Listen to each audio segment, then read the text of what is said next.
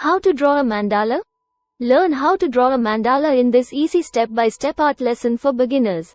If you want to learn how to create your own mandalas, continue reading my popular mandala making lesson below. Click the description below to practice on mandala book. To create your own mandala. Let's get started.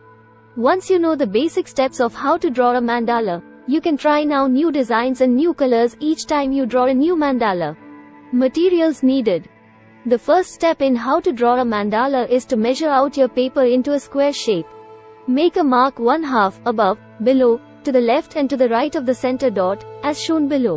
For example, if you draw a circle on one of the lines, be sure to draw it in the same spot on the other lines.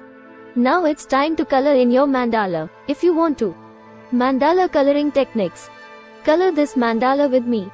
Check out the description mandala coloring book. This is a coloring book for adults with hand-drawn mandala patterns. Wonderful and relaxing patterns will allow you to take a break from the hustle and bustle of everyday life and plunge into the land of peace and relaxation. Thank you for watching.